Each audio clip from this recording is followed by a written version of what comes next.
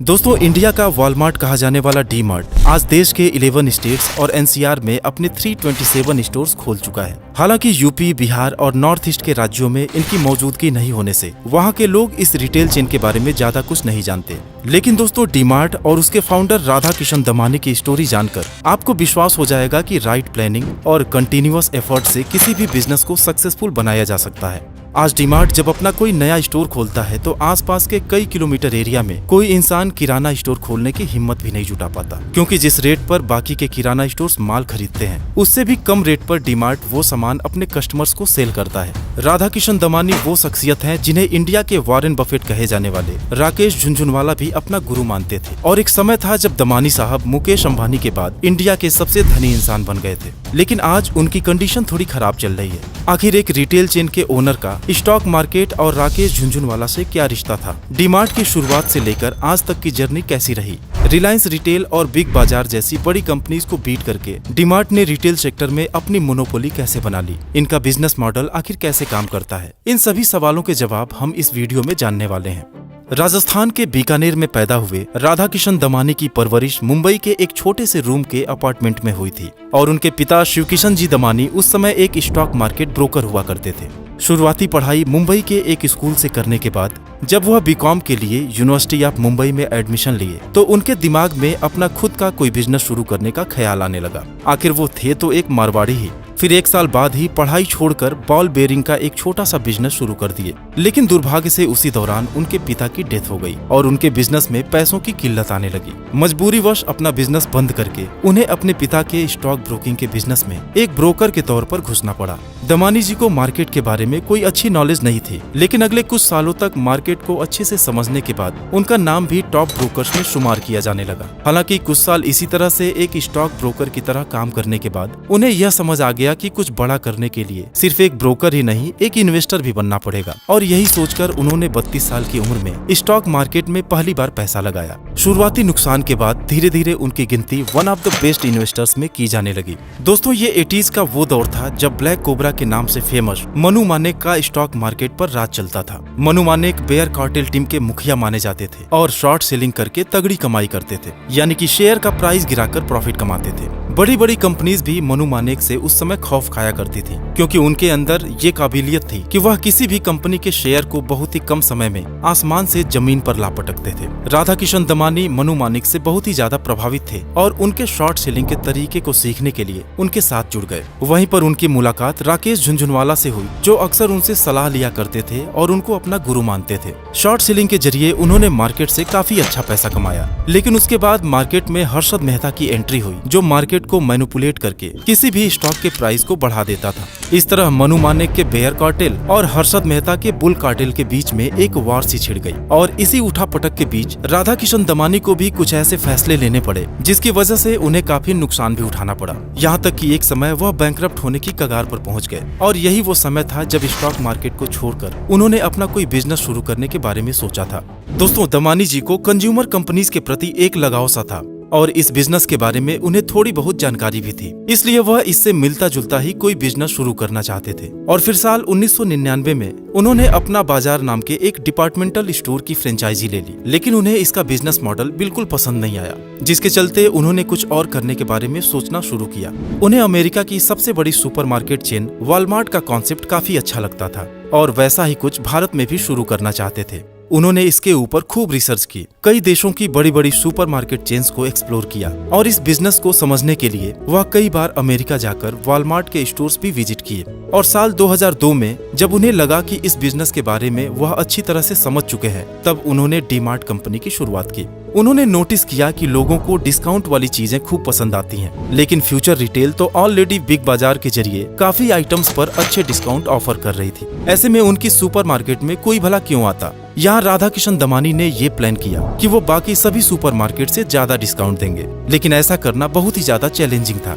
आइए समझते हैं कि वो कौन सी स्ट्रेटजीज थी जिसने डी मार्ट को डिस्काउंट मार्ट बना दिया। और जहां एक तरफ बिग बाजार के बिजनेस पर ताला लग गया, वहीं डी मार्ट काफी तेजी से ग्रो करने लगा। दरअसल अपने आइटम्स पर ज्यादा से ज्यादा डिस्काउंट ऑफर करने के लिए उन्होंने दो मेन स्ट्रेटजीज अपनाई। सबसे पहले तो उन्होंने डी मार्ट में बेचे जाने वाले प्रोडक्ट की लागत मूल्य यानी कि परचेज प्राइस को कम करने के लिए कई स्टेप उठाए। वे बिना किसी मीडिएटर के डायरेक्ट मैन्युफैक्चरर से माल उठाने लगे और काफी बल्क में ऑर्डर करने की वजह से उन्हें बाकी रिटेल चेन से 1-2% सस्ते में माल मिलने लगा। जहां बाकी रिटेल चेन मैन्युफैक्चरर्स को उनका पेमेंट आइटम्स के बिक जाने के बाद या फिर किस्तों में चुकाते थे, वहीं राधा किशन दमानी ने कैश पेमेंट देना शुरू कर दिया, जिसके बदले में वो कंपनी से कुछ और डिस्काउंट ले लेते थे। दोस्तों, कोई भी कंपनी चाहती है कि उनके प्रोडक्ट्स ज्यादा से ज्यादा और जितनी जल्दी हो बिक जाए, और ये तभी पॉसिबल है जब ये प्रोडक्ट्स कंज्यूमर की नजर के सामने रखी हों। डीमार्ट उन कंपनीज के प्रोडक्ट्स को अपने प्रीमियम सेल्फ पर रखने के लिए कंपनीज से स्लॉटिंग फीस चार्ज करती है। जो कंपनी सबसे ज्यादा ऑफर करती है उसका सामान डीमार्ट स्टोर में उतना ही प्रीमियम जगह पर रखा जाता है, और इस स्लॉटिंग फीस से मिली रकम को भी डिस्काउंट के लिए इस्तेमाल किया जाता है। कॉस्ट सेविंग की दूसरी स्ट्रेटजी ये थी कि उन्होंने सुपरमार्केट ऑपरेशंस में होने वाले भारी भरकम खर्च को कंट्रोल में रखा।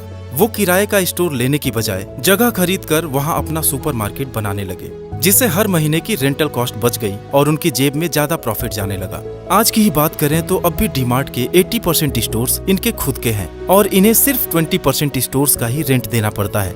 चूंकि नया स्टोर बनाने में हैवी इन्वेस्टमेंट की जरूरत होती है, इसलिए शुरुआती दिनों में डीमार्ट के स्टोर्स की संख्या काफी धीरे धीरे बढ़ी, क्योंकि वो अपने पिछले स्टोर के प्रॉफिट से ही नए स्टोर शुरू करते थे। यानी शुरुआत इनकी भले ही थोड़ी स्लो थी, लेकिन बाद में जब स्टोर्स की संख्या ज्यादा हुई तो प्रॉफिट भी बढ़ने लगा और फिर डीमार्ट का रैपिड एक्सपेंशन होने लगा। एक तरफ जहां बिग बाजार, रिलायंस रिटेल और वी-मार्ट जैसे सुपरमार्केट चकाचौंध वाले मॉल में अपने स्टोर्स खोलते हैं, जहां हैवी रेंटल पे करना पड़ता है और अपने लग्जरियस इंटीरियर, इलेक्ट्रिसिटी बिल और स्टाफ की सैलरी में अपनी जेब ज्यादा ढीली करनी पड़ती है, वहीं डीमार्ट हमेशा ही अपने इन एक्सपेंसेस को कम रखता है। आप कभी भी उनके स्टोर्स को लग्जरी डेकोरेशंस के साथ नहीं देखेंगे। डीमार्ट का फोकस आपके लिए कम से कम प्राइस पर प्रोडक्ट्स अवेलेबल कराना है, न कि स्टोर में एक लग्जरी एक्सपीरियंस देना। एक साफ सुथरी जगह होगी जहां चीजों से भरे हुए रैक्स नजर आ रहे होंगे। इसके अलावा आपके आसपास बहुत सारे स्टाफ्स भी नजर नहीं आएंगे। स्टोर्स में लाइटिंग भी बहुत अच्छी या चकाचौंध भरी देखने को नहीं मिलेगी, बल्कि डिसेंट लाइटिंग होगी ताकि आप आराम से प्रोडक्ट को देख या उस पर लिखी हुई चीजों को पढ़ सकें।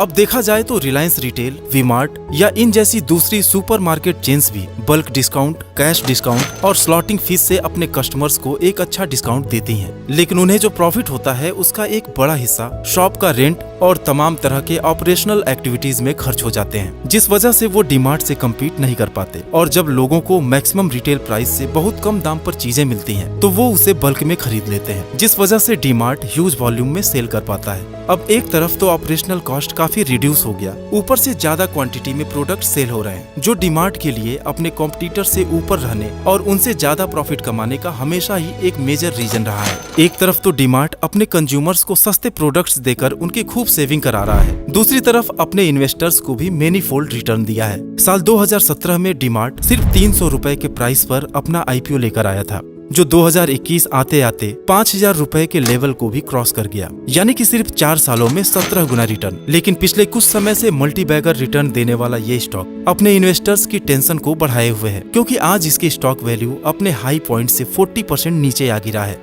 तो आखिर इस भारी गिरावट की वजह क्या है? क्या डीमार्ट की बिजनेस स्ट्रेटजी अब फेल होने लगी है? क्या इसका भी हाल बिग बाजार जैसा होने वाला है? और कहीं इन सब लॉसेस के पीछे रिलायंस रिटेल का तो हाथ नहीं है? आइए डिटेल में जानते हैं। दोस्तों, अगर मोटे तौर पर देखा जाए तो डीमार्ट के पिछड़ने का 3 मेन रीजंस हैं: हाई कंपटीशन, स्लो एक्सपेंशन और इन्फ्लेशन। डीमार्ट का सबसे बड़ा कॉम्पिटिटर था फ्यूचर रिटेल, जिसने 2001 में बिग बाजार की शुरुआत की थी। फिर 2006 में रिलायंस रिटेल की शुरुआत हुई, लेकिन इसका असर कभी भी डीमार्ट के सेल्स या प्रॉफिट पर नहीं पड़ा, बल्कि वो साल दर साल प्रॉफिट जनरेट करते हुए खुद को एक्सपेंड करता रहा। मगर पिछले कुछ सालों में मुकेश अंबानी का मेन फोकस रिलायंस के रिटेल बिजनेस पर ही रहा है, क्योंकि वो FMCG मार्केट में अपनी पकड़ को मजबूत बनाना चाहते हैं। आज जहां डीमार्ट के पास सिर्फ 327 स्टोर्स मौजूद हैं, वहीं रिलायंस रिटेल के पास 3300 से भी ज्यादा स्टोर्स हैं, जिसकी वजह से रिलायंस रिटेल का कुल रेवेन्यू 2.6 लाख करोड़ हो गया है, जो डीमार्ट से 5 गुना ज्यादा है। जैसा कि हमने पहले ही डिस्कस किया था कि डीमार्ट अपना स्टोर खुद की प्रॉपर्टी पर ओपन करता है। दरअसल राधा किशन दमानी एक कंजर्वेटिव किस्म के इंसान हैं।